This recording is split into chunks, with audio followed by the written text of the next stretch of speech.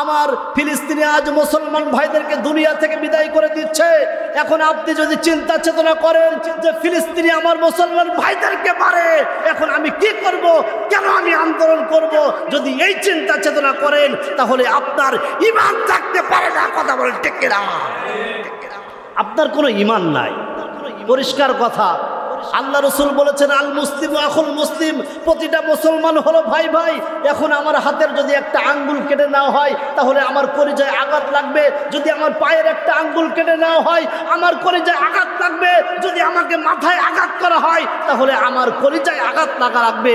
তাহলে ফিলিস্তিনি হোক, মায়ানমার হোক, কাশ্মীর হোক, সারা পৃথিবীতে আমার মুসলমান ভাইদেরকে যদি মারে, ওই আঘাতে যদি আপনি আমি আঘাত না পাই তাহলে আপনি আমি এখনো মুসলমান হতে পারি নাই। কথা বলেন ঠিক কিনা? হিটলার 1 লক্ষ নয়, 2 লক্ষ না, এইভাবে 60 লক্ষ ইহুদিদেরকে দুনিয়া থেকে বিদায় করে দিয়েছিল। জোরে বলেন কয় লক্ষ? 60 লক্ষ। 7 না, 60 লক্ষ। জোরে বলেন কয় লক্ষ? এই হিটলার 60 লক্ষ ইহুদিদেরকে দুনিয়া থেকে বিদায় করে দেওয়া হলো, বিদায় করে দিলেন। দেওয়ার পর এই হিটলারকে জিজ্ঞাসা করা হলো, কি ব্যাপার, আপনি 1 লক্ষ নয়, 10 লক্ষ নয়, 20 লক্ষ নয়, আপনি 60 লক্ষ ইহুদিদেরকে কেন দুনিয়া থেকে বিদায় করলেন? যখন দ্বিতীয় বিশ্বযুদ্ধ শেষ হয় 1945 সাল, জোরে বলেন কয় সাল? 1945 সাল দ্বিতীয় বিশ্বযুদ্ধ শেষ হয়। হওয়ার পর যখন হিটলারকে জিজ্ঞাসা করা হলো যে আপনি কেন এত 60 লক্ষ ইহুদিদেরকে দুনিয়া থেকে আপনি বিদায় করে দিলেন, সে বলল আমি আজ তাম পৃথিবীতে গোটা বিশ্বের ভিতরে 2 লক্ষ ইহুদিদেরকে আমি রাখলাম। আমি কেন ইহুদিদেরকে মারলাম? যখন এই 2 লক্ষ ইহুদিদেরকে রাখলাম তোমরা পরবর্তীতে টের পাবা কেন আমি ইহুদিদেরকে মেরেছি। ও আমার প্রিয় ভাইরা, পরিষ্কার ভাবে বুঝবেন, যখন এই হিটলার 2 লক্ষ ইহুদিদের সারা বিশ্বের ভিতরে রাখলেন, তারা একটা ঘাঁটি করলো যে ফিলিস্তিনের ভিতরে তারা অবস্থান করবেন। এখন 2 লক্ষ যদি একটা দেশে মানুষ চলে যায়, সেই দেশের উপরে অনেক কঠিন হয়ে পড়ে। এখন ব্রিটিশ, এই যে ব্রিটিশকে আমরা গালাগালি দেয়, ব্রিটিশ চিন্তা করলো ফিলিস্তিন আমাদের হাতে রাখা দরকার, এদিকে আবার ইহুদিদেরকে বাঁচিয়ে রাখার দরকার। এখন ইহুদিদেরকে বললো তোমরা তো 2 লাখ মানুষ এখনো বেঁচে আছো, তাহলে এক কাজ করো, তোমরা 2 দেশে বিভক্ত হয়ে যাও, তাহলে কোনো দেশের উপরে চাপ হবে না। এখন ইহুদিরা ঐক্যবদ্ধ হলো, না আমরা ফিলিস্তিন, আমরা ইসরায়েলে আমরা একটা দেশ গঠন করব এবং আমরা আলাদা হব না, 2 লক্ষ ইহুদি আমরা এক জায়গায় থাকব। যখন তারা এ চিন্তা চেতনা করলো, এখন ব্রিটিশ চিন্তা করলো দেশ আমাদের হাতে রাখা লাগবে, আবার ইহুদিদেরকে বাঁচানো লাগবে। এক পর্যায়ে ফিলিস্তিনের ভিতরে ইসরায়েল নামে একটা ভূখণ্ড তারা তৈরি করলো। তৈরি করার পর দেখেন ইহুদিরা এমন হারামজাদা, ওরা এই ব্রিটিশ এবং হিটলারের বিপক্ষে তারা আবার যুদ্ধ করলো, সংগ্রাম করলো তারা। ও আমার প্রিয় ভাইরা, আসলে ইসরায়েল নামে কোনো দেশ ছিল না, ফিলিস্তিন তাদেরকে আশ্রয় দিয়েছিল। দেওয়ার পর দেখেন এই যে কয়েকদিন আগের ঘটনা আপনারা জানেন, আজ সারা বাংলাদেশ, সারা পৃথিবীতে মানুষ আন্দোলন করা শুরু করে দিয়েছে, কেন আমার মুসলমান ভাইদেরকে মারবে। কিন্তু আশ্চর্য বিষয় হচ্ছে এটা, আজ তাম পৃথিবী, ইহুদি, নাসারা, খ্রিস্টান, বৌদ্ধ, তাম পৃথিবীতে আন্দোলন শুরু হয়েছে, কিন্তু আরবরা এখনো চুপচাপ আছে। কথা বলেন ঠিক কিনা? ও আমার প্রিয় ভাইরা, আল্লাহ রাসূল সাল্লাল্লাহু আলাইহি ওয়াসাল্লামের কথা বলেছেন আল মুসলিমু আখুল মুসলিম, প্রতিটা মুসলমান হলো ভাই ভাই। আমার ফিলিস্তিনি আজ মুসলমান ভাইদেরকে দুনিয়া থেকে বিদায় করে দিচ্ছে। এখন আপনি যদি চিন্তা চেতনা করেন যে ফিলিস্তিনি আমার মুসলমান ভাইদেরকে মারে, এখন আমি কি করব, কেন আমি আন্দোলন করব, যদি এই চিন্তা চেতনা করেন তাহলে আপনার ঈমান থাকতে পারে না। কথা বলেন ঠিক কিনা? আপনার কোনো ঈমান নাই, পরিষ্কার কথা। আল্লাহ রসুল বলেছেন আল মুসলিম আখুল মুসলিম, প্রতিটা মুসলমান হলো ভাই ভাই। এখন আমার হাতের যদি একটা আঙ্গুল কেটে নেওয়া হয় তাহলে আমার কলিজায় আঘাত লাগবে, যদি আমার পায়ের একটা আঙ্গুল কেটে নেওয়া হয় আমার কলিজায় আঘাত লাগবে, যদি আমাকে মাথায় আঘাত করা হয় তাহলে আমার কলিজায় আঘাত লাগবে।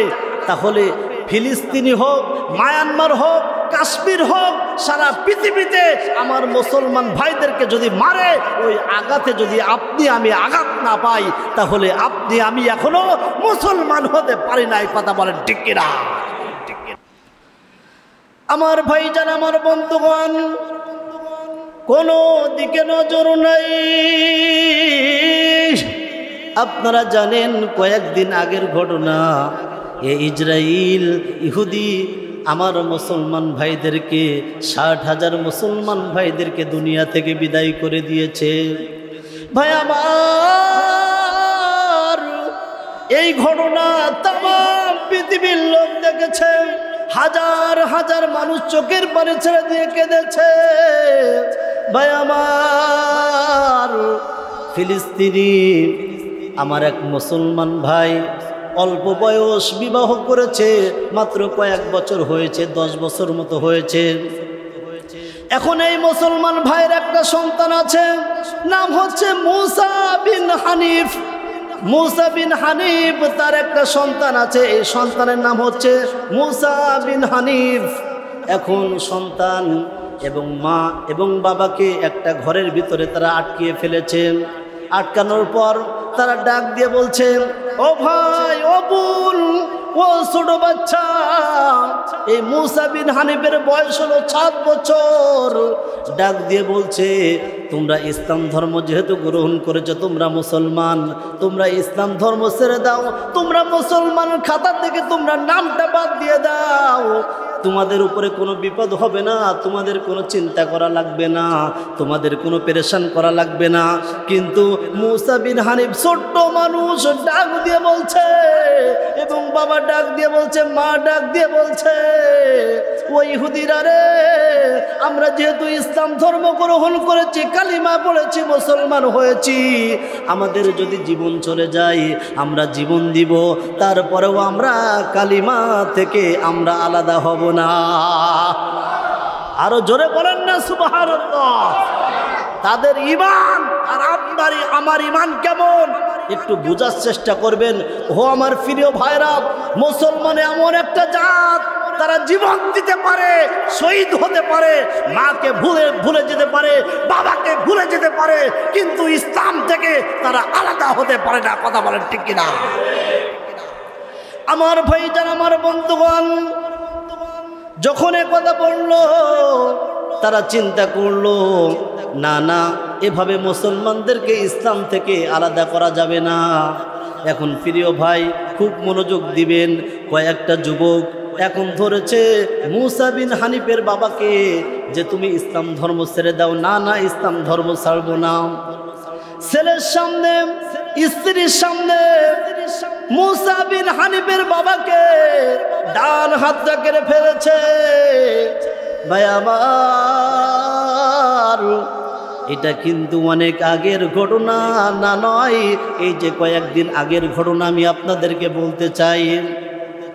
মুসা বিন হানিফের বাবার যখন ডান হাত কেড়ে ফেলেছে, স্ত্রীর সামনে এই ঘটনা, সন্তান দেখতেছে, সন্তান ডাক দিয়ে বলছে, মালিক, হয়তো আমরা বাঁচবো না, ও আল্লাহ, তুমি ইসলাম থেকে আমাদেরকে আলাদা করো না। বলেন না সুবহানাল্লাহ।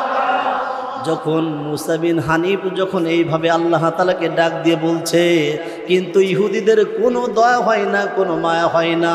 এই যে আপনারা দেখেছেন এমন বোমা মারতেছে, এই যে 5 তলা বিল্ডিং, 10 তলা বিল্ডিং, এর আগ দিয়ে এমন বোমা মারতেছে, ধোঁয়াগুলো আকাশের দিকে চলে যায়, কিন্তু এমন বিষ এমন ধোঁয়া দেখা যায় ওই ধোঁয়ার আগে মানুষগুলো উল্টেছে।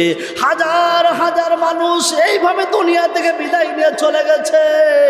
আমার ভাইজান, আমার বন্ধুগণ, এইভাবে 1000 নয়, 2000 নয়, 60,000 মুসলমানদেরকে যখন দুনিয়া থেকে বিদায় করে দেওয়া হলো, এখন স্ত্রীর সামনে স্বামীর ডান হাত নাই, সন্তানের সামনে ডান হাত নাই। হানিফের বাবা ডাক দিয়ে বলে, আল্লাহ তুমি ছাড়া আমার তো কেউ নাই। তাদের কোনো দোয়া হয় না। এরপর আবার তারা ডান পা কেটে ফেলছে। এখনো যখন দুনিয়ার উপরে আছে বাম হাত কেটে ফেলছে, বাম পা কেটে ফেলছে।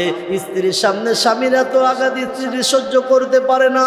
যখন স্বামী দুনিয়া থেকে বিদায়, এবার আবার ইহুদিরা ডাক দিয়ে বলছে, বুড়া আমার, তুমি তো দেখেছো তোমার সামনে তোমার স্বামীকে শহীদ করা হয়েছে, তোমার স্বামী নাই। এখন যদি তুমি ইসলাম ধর্ম না ছেড়ে দাও, তাহলে তোমাকেও কিন্তু দুনিয়া থেকে বিদায় করে দেওয়া হবে। এখন বোন ডাক দিয়ে বলছে, ও ইহুদিরা রে, মৃত্যুর ভয় মুসলমান পাই না। আমার স্বামী দুনিয়া থেকে বিদায় নিয়ে চলে গেছে, আমিও নিয়ত করেছি আমিও দুনিয়া থেকে বিদায় নিয়ে চলে যাব, তারপরেও আমি কালিমা থেকে আমি আলাদা হব না। যখন বোন এই কথা বলেছে, ভাই আমার যখন এই কথা বলেছে, বোনটার গলার উপরে চাকু দিয়া 2 খণ্ড করে দেয়। বোনও আর দুনিয়ায় নাই। এখন মুসা বিন হানিফ কিন্তু এখনো দুনিয়ার উপরে আছে। 7 বছর বাচ্চা, ছোট্ট বাচ্চা। ভাই আমার, তাদের কোনো অপরাধ নাই, নিষ্পাপ শিশু। এখন মুসা বিন হানিফকে ডাক দিয়ে বলছে, ও মুসা বিন হানিফ, তুমি তো দেখেছো তোমার বাবাকে শহীদ করা হয়েছে, তোমার মাকে শহীদ করা হয়েছে, এখন কিন্তু তোমাকে শহীদ করা হবে। এখন ছোট্ট মানুষ ডাক দিয়ে বলছে, ইহুদিরা রে, আমার মা নাই, আমার বাবা নাই, আমিও নিয়ত করতেছি আমি দুনিয়ায় থেকে কোনো লাভ নাই, আমি আমার মায়ের সাথে, আমি আমার বাবার সাথে আমি শহীদ হতে চাই। এক পর্যায়ে মুসা বিন হানিফকেও দুনিয়া থেকে বিদায় করে দিল। ভাই আমার, দেখেন না, হিটলার কিন্তু এই কথা বলেছিল, 60 লক্ষ ইহুদিকে দুনিয়া থেকে বিদায় করে দিল। এরপর প্রশ্ন করা হলো, ও হিটলার, তুমি কেন 60 লক্ষ ইহুদিকে দুনিয়া থেকে বিদায় করে দিলে? তখন হিটলার একটা কথা বলেছিল, আজ সারা পৃথিবীর ভিতরে 2 লক্ষ ইহুদি আমি রেখে গেলাম, একদিন সারা পৃথিবীর মানুষ বুঝতে পারবে যে আমি 60 লক্ষ ইহুদিরকে কেন মারলাম। কথা বলেন, কথা ঠিক কিনা? ও আমার প্রিয় ভাইরা, আজ সারা পৃথিবীর মুসলমান রাজপথে নেমেছে। এখন আপনাকেও আমাকে একটা কাজ করা লাগবে।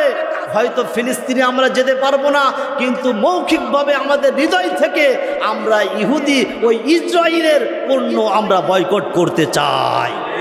কথা বলেন ঠিক কিনা? কিন্তু আমরা তো দেখতেছি অনেক মুসলমান হঠাৎ রাজপথে যাচ্ছে, হঠাৎ করে একটা দোকান লুটপাট করছে। আসলে বিষয়টা এটা না। আন্দোলনের নামে আপনি বাটা কোম্পানির জুতা নিয়ে আপনি ব্যবহার করবেন, আপনি সার্ফ এক্সেল ব্যবহার করবেন, আপনি শ্যাম্পু ব্যবহার করবেন, এটা তো হতে পারে না। একেবারে একটাই কথা, যে ইসরায়েলের যে পণ্যগুলো আছে আমরা এগুলো আর ব্যবহার করব না। কারা কারা করবেন না তো হাত তুলে দেখা দেয়। লিল্লাহি তাকবীর, লিল্লাহি তাকবীর, হাত নামান। ও আমার প্রিয় ভাইরা, আল্লাহ তাআলা এই কথা বলেছেন, ওয়ামা লাকুম লা তুকাতিলুনা ফি সাবিলিল্লাহ ওয়াল মুস্তাদআফিনা মিনার রিজালি ওয়ান নিসা ওয়াল উলদান আল্লাযিনা ইয়াকুলুনা রাব্বানা আখরিজনা মিন হাযিহিল ক্বরিয়াতিয যালিমি আহলুহা ওয়াজআল লানা মিন লাদুনকা ওয়ালিয়্যা ওয়াজআল লানা মিন লাদুনকা নাসীরা। আল্লাহ তাআলা বলেছে, ও আমার বান্দা, তোমাদের কি হলো? কেন তোমরা যুদ্ধ করো না, জিহাদ করো না, সংগ্রাম করো না? অথচ আজ সারা পৃথিবীর ভিতরে অসংখ্য নারী পুরুষ ছোট্ট ছোট বাচ্চা বলছে, হে আমাদের প্রতিপালক, হে আমাদের রব, আমরা তো আর এই দুনিয়ার উপরে থাকতে পারি নাই, তোমার পক্ষ থেকে তুমি একজন অভিভাবক আমাদের জন্য পাঠাও। ও আমার প্রিয় ভাইরা, আজ সারা পৃথিবীতে আন্দোলন হচ্ছে, কিন্তু আশ্চর্যের ব্যাপার হলো এটা, সৌদি আরব এখনো চুপ আছে, কিন্তু আমরা এটা মেনে নিতে পারি না। সুতরাং আমাদেরকে এখন একটা সিদ্ধান্ত গ্রহণ করতে হবে। এই যে আসলে আমরা কি বলবো, এই যে আজকেরা ফেসবুকে লাইভে দেখলাম, আমরা মুসলমান, আমরা বুঝি না, কোরআন পড়ি না, হাদিস পড়ি না। আমি প্রথমে যে কথা বলেছি, এই যে আপনারা ভণ্ড আলাউদ্দিন জিহাদিকে আপনারা চেনেন অনেকেই। ভণ্ড আলাউদ্দিন জিহাদি এবং হাসানুর রহমান হুসাইনি নকশবন্দি, 5 জন আলেম ইসরায়েলের ভিসা নিয়ে তারা ইসরায়েল এবং 6টা দেশ ভ্রমণ করবে। জোরে বলেন, কয়টা দেশ? এখন এই আলাউদ্দিন জিহাদি ভণ্ড, হাসানুর রহমান হুসাইনি একজন ভণ্ড প্রতারক। তারা ফিলিস্তিনে যে আল আকসার কাছে যে তারা লাইভ দিচ্ছে যে আমাদের আকসা এখনো ঠিক আছে, মুসলমান তোমরা উত্তেজিত হয়ে না, চুপচাপ থাকো, আর রাজপথে নামা লাগবে না। তার মানে তুমি কে বোঝাইতে চাও? তুমি একজন ভণ্ড, তুমি একজন প্রতারক। কথা বলেন ঠিক কিনা? আমার মুসলমানকে দুনিয়া থেকে বিদায় করে দেওয়া হচ্ছে। প্রিয় ভাই, 1000 নাই, 10,000 নয়, এই পর্যন্ত ফিলিস্তিনি 60,000 মুসলমানদেরকে দুনিয়া থেকে বিদায় করে দিয়েছে। এটা আমরা সহ্য করতে পারি না। আল আকসা এটা মুসলমানের মসজিদ। আল আকসাতে যদি আঘাত করে, এই আঘাতে আপনাকেও ব্যথা পাওয়া লাগবে, আমাকেও ব্যথা পাওয়া লাগবে। যদি আল আকসায় ব্যথায় যদি আপনি ব্যথিত না হন, আবারও বলছি, আপনি কোনোদিন মুসলমান হতে পারবেন না। কথা বলেন ঠিক কিনা?